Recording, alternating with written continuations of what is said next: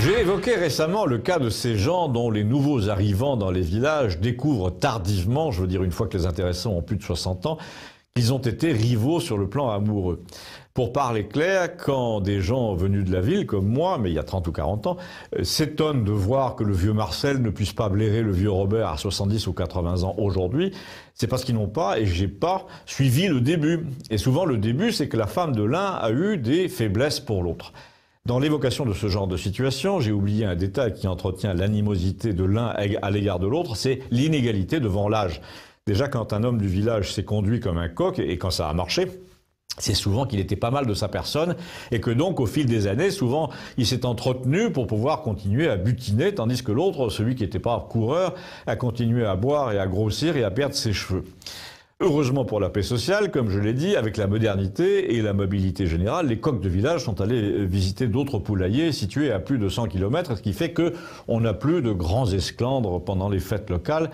Mais il demeure que pendant les fêtes ou au jardin ou au café, les séducteurs invétérés jouent de leur supériorité physique avec une espèce d'innocence agressive, par exemple le vieux Robert, qui fait exprès, dès les premiers beaux jours, de porter une espèce de débardeur et un short, et qui parfois, dès qu'il est au jardin, tombe carrément le débardeur, ce qui révèle sa nature assez avantageuse, genre lutteur de foire. Et là, c'est un comportement qui irrite au plus haut degré ceux dont il a courtisé la femme il y a 30 ans. C'est au point que dans les fêtes de village, il y a certains hommes qui ne sortent pas s'ils s'y trouvent. Du coup, leur femme est punie aussi, puisqu'on la voit pas non plus dans les vins d'honneur. Je rappelle que nous parlons là de la génération au-delà de 70-80. Jusque-là, la situation entre le vieux Marcel et le vieux Robert et la femme qui s'appelle Jacqueline, j'ai changé les noms bien entendu, est contenue dans des limites normales. Mais si je vous précise, je vais vous préciser deux ou trois choses qui font qu'on est en plein sujet de film. D'abord, cette Jacqueline, qui est une assez belle femme, tombe malade. Elle a 60 ans, 65, 7 ans. C'est vraiment dommage, elle dépérit, d'après la rumeur, elle a un cancer. Au début, personne n'est au courant, sauf moi, par le patron du café. Mais Marcel, là, son mari, qui est vraiment un rustre, c'est-à-dire un type assez malin, mais sans cœur, sans sentiment, malgré sa jalousie, ne sait pas comment traiter cette situation. Alors, la maladie de sa femme l'embarrasse beaucoup, il a eu l'habitude d'être celui dont on prend soin, il a du mal à prendre soin des autres.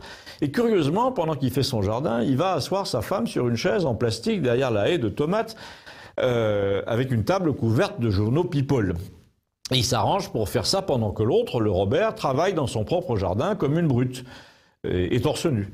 Le Robert en question, qui ignore encore tout de la maladie de madame, passe et repasse devant eux, le maillot sur l'épaule avec sa musculature, et Marcel le salue. Ensuite, il finit par l'inviter à dîner. Robert est veuf depuis 10 ans, il va donc dîner chez monsieur et madame, et là, curieusement, la pauvre Jacqueline, c'est peut-être une coïncidence, due aux effets des rayons, entre dans une phase de rémission.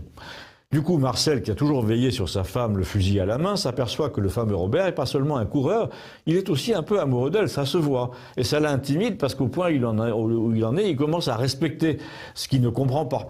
La rémission, comme souvent, évidemment, n'est qu'un faux espoir. Donc Jacqueline rechute. Alors Marcel lui tient à Robert à peu près le discours suivant.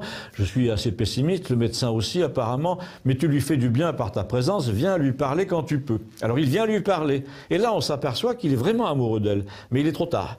Elle finit par mourir.